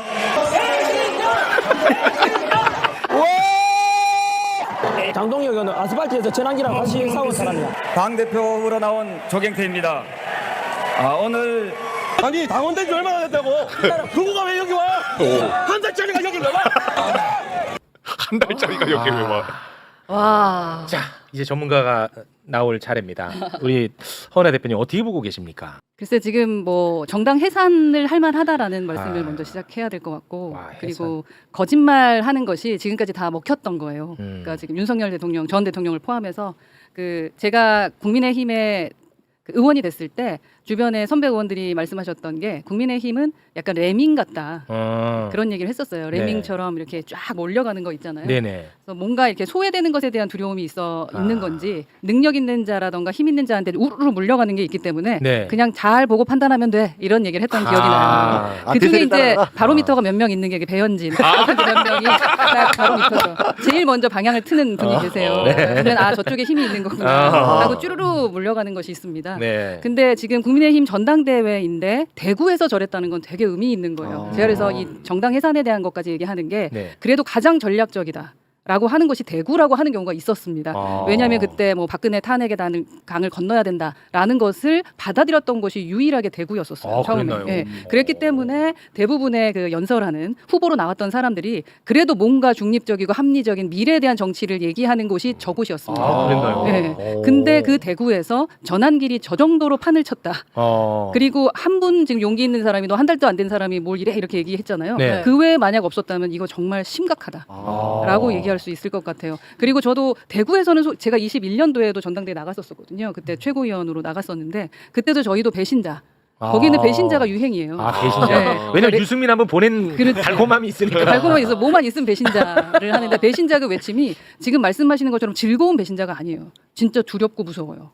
충청 정도 왔을 때는 아 나 이러다 죽을 수도 있겠다 이런 생각이 들 정도로 그래요? 싸움이 엄청나게 심해집니다. 그 프레임 자체가. 그러니까 레밍처럼 권력에 내가 생존하기 위해 줄을 제대로 서야지 그렇지 않으면은 소외돼서 혼자서 어떻게 낙오가 될지 모른다라는 생각을 좀 하게 되는 게 있는데 이번 전당대회는 그나마 그래도 소리를 좀 지르는 김근식 그 후보 같은 네네. 경우가 좀 독특하다 보니까 그래도 그 배신자들의 목소리가 좀 더 네. 들리는 것이 아닌가 하는 근데 생각은 해봐요. 그 김근식 최고위원 후보가 올라왔을 때 배신자 막 이렇게 외치고 막 했단 말이에요. 근데 아주 틀린 말은 아니지 않나요?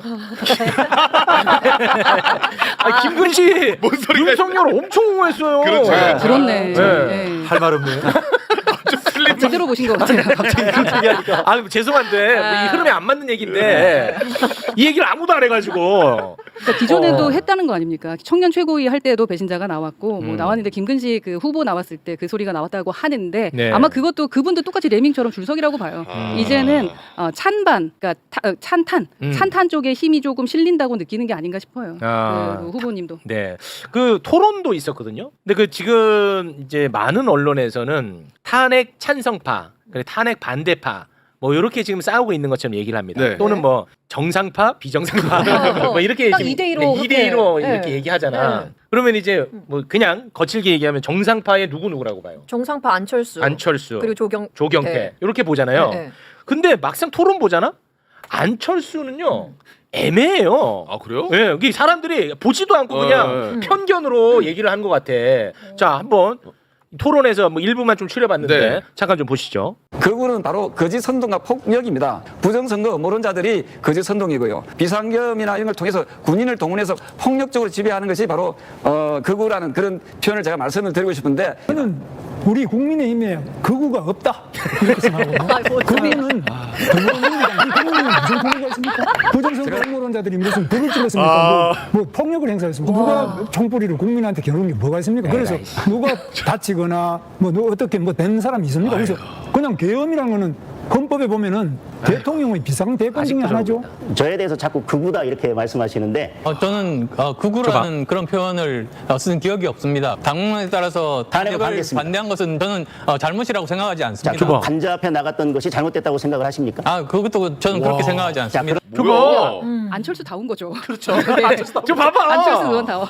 맞지? 근데 마치 무슨 진짜 안철수는 확실하게 탄핵은 찬성한다. 개헌 반대하고 상식이다. 이런 느낌으로 나오고 있네. 그러니까 근데 아니잖아. 그러니까 아니네 진짜. 워낙에 저기 그 장동혁 그다음에 김문수 두 사람이 워낙 극단적인 얘기를 하다 보니까 아닙니다. 저는 최근에는 아까 얘기했던 김문수 최고위원이 상식적으로 보이는 그런 착시 현상을 저도 지금 가지게 됐거든요. 그래서 그런 것뿐이고 왜냐하면 안철수 의원이 본인이 정말 탄핵에 대해서 찬성을 하고 국민의힘이 그 과거의 잘못을 인정해야 된다고 생각하면 왜 특검에서 참고인으로 정중하게 모셨을 때 왜 국민의힘을 다 내려준다로 몰아갑니까 이런 거 나오잖아요. 그러니까 네. 아까 하고 의원님이 말씀하신 것처럼 그냥 안철수 나온 거예요. 저는 안철수 의원에 대해서는 이게 구체적으로 짚어가면서 얘기할 의미가 별로 없다고 생각해요. 아니 그 언론이 근데 너무 이제 좀 그러네요. 잘못 다루는 것 같아갖고 한번 얘기하고 싶었어요. 좀 정치 힘드네요.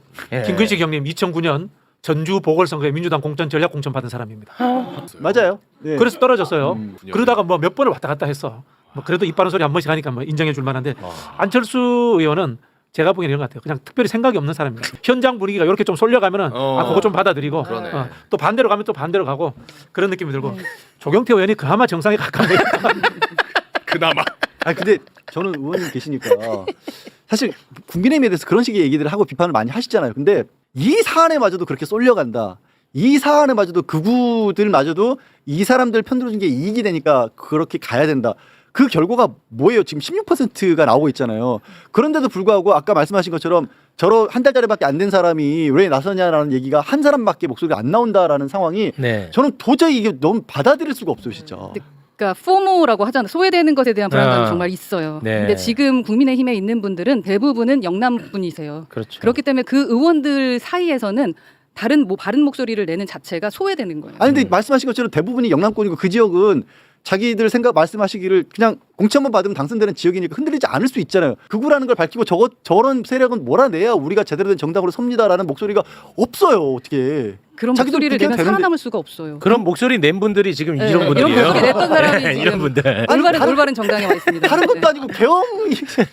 그러니까 어떤 주제나 이념이나 그런 게 중요한 게 아닌 건 거죠. 지금 당장 내가 살아남을 수 있느냐, 누구한테 줄을 서야 내가 이 괴로움, 힘듦을 겪지 않아도 되느냐. 요 정도만 생각하는 거예요. 그래서 다 한길파가 돼버린 거예요. 이제 한길파. 한길파가 되는 거예요. 그러니까 전환길에 대한 징계를 이제 논의하는 것 같은데, 근데 언론에서는 아마 징계 못할 걸, 뭐 이런 분위기가 있던데, 그 왜 징계 못할 거리라는 분위기가 팽배해요? 레밍 정치라는 표현을 제일 많이 쓴 게 홍준표 시장이에요. 네. 이 레밍 정치가 앞에 사람의 엉덩이 꼬리만 보고 따라가니까 정치라는 것이 고개를 들어 먼 하늘도 보고 세상을 보면서 어디로 흘러가는지 봐야 되잖아요. 네. 꼬리만 보고 따라가니까 절벽에 올라가서 떨어질 때 같이 다 떨어져 죽는 거예요. 네. 이게 레밍 정치거든요. 근데 국민의힘이 개혁될 가능성이 왜 없어졌냐면요. 박근혜 탄핵 때는 그래도 당원과 지지자들이 살아 있었어요. 앞서 의원님이 대구의 국민의힘 지지자 이야기했는데 우리 뭐 비교하기는 좀 그렇습니다만은 대구의 국민의힘 지지자들이 전략적 판단을 과거에는 좀 했어요. 우리 탄핵의 강 한번 건너야 돼. 이런 생각도 했단 말이야. 네. 근데 지금은 유튜버들에 의해 가지고 국민의힘 지지자들이 굉장히 왜곡되고 선동되어 있어요. 이제는 전략적 판단을 못 하는 거야. 맞아요. 우리도 저기로 막 전부 다 유튜브 성향에 따라서 갈라져서 우리도 똑같이 앞서 표현드린 것처럼 앞 사람 엉덩이만 보고 따라가는 상황이 돼버린 거예요. 그래서 자정 능력이 없어져 버렸기 때문에 국민의힘은 박근혜 탄핵 때와 다르게 이것을 극복하지 못하고 망할 것이다라고 이야기를 하는 거예요. 그 전환길이 너무 갑자기 힘이 세졌어. 그러니까 가짜 뉴스나 가짜라는 거를 믿지 않는 거예요. 전환길이 말하는 것은 역사학자가 얘기했기 때문에 진짜라고 믿는 거예요. 아주 이제 보수적인 판단을 하시는 거죠. 공부를 잘했고 아이들을 가르쳤고 네. 저렇게 능력 있는 자가 거짓을 말할 거라고 생각하지 않는 거죠. 그걸 또 이용하는 거죠. 가짜가 늘 그러니까 예를 들어서 이준석이 젊고 젊으니까 미래정치다. 하버드 나왔으니까 당연히 똑똑할 거다. 컴퓨터공학과 나왔으니까 뭔가 AI나 다 할 것 같다. 영문과 나왔다고 영어를 다 잘하지는 않지 않습니다. 그렇죠. 네. 그럼에도 불구하고 그런 생각을 갖고 있는 거예요. 하버드, 서울대 나왔다. 역사학자였다. 그 역사가 틀릴 수가 없다. 라는 그런 생각을 좀 많이 갖고 계셔서 계속 쫓아만 가지 마시고 진짜 말씀하셨던 것처럼 제발 고기 한 번만 들어봐 줬으면 좋겠다라는 생각이 들죠. 사실 전환기를 만든 거는 국힘 자기들이 만들어준 거잖아요. 네. 지금 송원석이 뭐 윤리위에 뭐 하겠다라고 하는데 못한다고 봐요 저는. 그 전환길 국회 불러다가 윤상현이 할 때 송원석 참석해가지고 참석했잖아. 그때 오히려 또 한 번 더 큰 거잖아요. 맞아. 전환길이. 그때 참석했잖아. 그럼 내일 이제 뭐 부산에서 또 한다면서요. 거기 나타날 거예요. 네, 거기 전환길은 간다 그러고 네. 국민의힘은 출입 금지시킨다 그러고 있어요. 네. 그럼 이게 누가 이길지 내일이 결론 나는 겁니다. 전환길이 이긴다. 아 전환길이 이긴다. 그럼 이겨요. 전환길이 이긴다고? 왜냐하면 막을 명분이 없어요. 당원이라면 당원으로 해서 배제시킨다고 얘기할 수 있죠. 당원 자격 떼고 나 언론사 기자야라고 얘기하는 순간 또 완전히 청이 달라져요. 그렇게 얘기하고 못 막아요. 있어요. 네, 그렇게 얘기하고 못 막아요, 있는데 그럼. 아니 근데 그 언론사 출입에 대해서도 당에서 결정할 수 있는 거 아닙니까? 당 행사인데? 지금 국민의힘에서 아까 다 얘기한 것처럼 다 있고 이거 쳐다보고 있는데 욕먹을 용기가 없어요. 없어요? 네, 와. 올바른 소리 낼 수 없어요. 그러면 허은하처럼 돼. 아. 그리고 그 최고위원 그 후보들 결국은 다 그 유튜브 면접 보러 가더만. 아, 4명 다 나갔잖아요. 너무 심해졌어. 진짜 상상 이상해요 진짜. 4명 다 갔어요? 갔어. 아니 제가 계속 하고 있는 얘기인데 이대로 아니, 최고위원 후보. 최고위원 후보. 이대로 가잖아요. 내년 지방선거부터 공천권 자체가 극우에 넘어가요. 그럴 아. 그리고 제가 국민의힘 의원들 제일 안타까운 건 안타깝다고 표현이 그렇지만 제일 답답한 건 다음 공천권도 자기들 지역구도 다 뺏겨요. 이대로 가면. 다 뺏겨요. 전환길이 전환군, 정광훈 이런 사람들 다 뺏겨요 이제. 보수는 없어졌다 망했다 이렇게 보시는 게 맞아요. 하는 게 또 제가 이제 대구 출신이잖아요. 아, 네네. 원래 이제 대구의 보수라는 것이 이제 물론 이제 권력 추종적인 건 있습니다만은 자존심, 염치, 품격 맞아. 네. 뭐 이런 거거든요. 왜냐하면 우리 이제까지 권력을 가지고 한국 사회를 이끌어왔다는 어떤 이제 인텔리 집단이야 이런 게 있는데 어느 순간에 유튜버들이라든가 천박한 아스팔트에 의해 가지고 네. 선동되어서 끌려가 버려요. 보수가 없어져 버린 거예요 사실은. 그래서 더불어민주당이 중도 보수를 맞아요. 안주했습니다. 알겠습니다. 갑자기 적응 잘하셨네. 그 이준석이가 네. 당대표 시절에 2022년 6월 지방선거 강남구청장 그냥 그 낙하산으로 꽂아 넣은 거 그거 당시에 좀 어떻게 아셨습니까? 그 당시에는 그냥 어떻게 저런 사람이 됐지 정도의 소문이었고 뭔가 있나 보다인데 그렇게까지 심각하게 왜냐하면 그때 그 이준석이라는 당시 당대표의 프레임이 상당히 공정한 사람으로 되어 그렇습니다. 있었어요. 네. 그래서 상상조차 못했었죠. 그런데 그쪽과 마포 쪽이 조금 이상하다라는 얘기들은 분명히 있었고 네. 1년인가 뒤에부터는 이제 그래서 공천원금에 대한 얘기들이 나와서 아이 설마 했는데 2년 뒤에는 사실인 것 마냥 얘기가 사실은 많이 돌았죠. 네, 그 이후로 저희가 금요일에 그 녹취 틀었거든요. 네. 확실하게 잡혀는 거. 확실히 그러니까 너무 놀라워. 이준석이가 낙하산으로 꽂았다라고 딱 얘기를 하더라고요. 비용도 나왔습니까? 비용은 안 나왔어요. 그런 부분에 대해서는. 예, 근데 아주 이상하게 꽂아 넣었다. 그런데 우리도 그 공관위원들도 이건 진짜 너무 이상하긴 한데 괜히 또 그 당 시끄러워지니까 우리가 그냥 뭐 덮고 간다. 이 얘기가 나와버렸어요. 결정난 당일의 녹취야. 맞아요. 이거는 오염될 수가 없어요. 기억이 왜곡될 수도 없고 당일에. 이준석이가 낙하산으로 꽂아 넣어버렸다. 나왔다고. 근데 이준석이가. 예, 이준석 확실하게 좀 확실하게 좀 밟아주셨으면 근데 그것도 좋겠고요. 수사 들어가야 되는 거 아니에요? 수사하지 않을까요? 되게 큰데. 별로 기사가 안 나던데. 확실한 증거인데. 지금 확산이 안 되고 있습니다. 이번에 한겨레에서 되게 멋진 글 쓰셨던데 예, 이준석에 대해서. 어떤 글이죠? 이준석은 이제 관찰자가 아니라 예, 못 보셨구나. 관찰자가 아니라? 관찰자가 아니라 뭐지? 뭐지? 잠깐만 못 찾겠네. 그러니까 이 사람이 당사자다라는 식의 당사자지. 확인해 봐야겠지만 그런 뉘앙스. 1시간 2시간 전에 글이 올라왔는데 상당히 잘 쓴 글이다. 대단히 고맙습니다. 그리고 이준석 지금 현재 대표에게는 발언권을 주면 안 될 것 같아요. 그렇지. 최고위 나와서 엉뚱한 소리 자꾸 하고 있는데. 그렇지. 이재명 대통령의 지금 지지율이 떨어지는 것 또한 그 이유가 언론 지형에 자신감을 갖고 그런 식으로 정책해서는 안 된다라고 말하는데 지금 본인 얘기를 본인 스스로 하고 있다라는 생각이 좀 많이 들어서요. 그렇습니다. 조금 지금 약간의 문제가 있는 사람들은 이렇게 언론에서 좀 안 받아주고 그래야 그렇습니다. 되는 것이 아닌가 하는 생각이. 이준석이 지금 뭐 정치 비평할 때 아닙니다. 지금 어떻게 비판을 할 수 있는지 모르겠어요. 예. 그거 이해가 안 받아가지고 가요. 그 헤드라인에 이준석하고 큰 따옴표 하고 하는 거는 나는 아주 거들떠도 안 봅니다. 여기 나와 한겨레 20일 이준석은 목격자가 아니다. 수사 대상이다. 수사 대상이다. 8시간 전에 나왔네요. 꼭 읽어봐 주시길 바라겠습니다. 성상납 관련해가지고 해명했나요? 대전에서 그거? 안 했습니다. 안 했어요 결국에는. 진짜 해명할 만한 건 그냥 다 넘어가고 있는 건데. 장이사랑 녹취 그거 다 들었는데. 다 나왔는데. 왜 매불쇼에서 한 게 안 나오는 겁니까? 아 모르겠습니다 지금. 일단은 제보자로서 좀 가셔서 말씀하셔야 됩니다. 네, 저희는 끝까지 갑니다. 지치지 않습니다. 네, 지치지 않습니다. 지치지 않습니다. 자, 그럼 오늘은 여기서 마무리를 짓도록 하겠습니다. 대단히 고맙습니다. 감사합니다.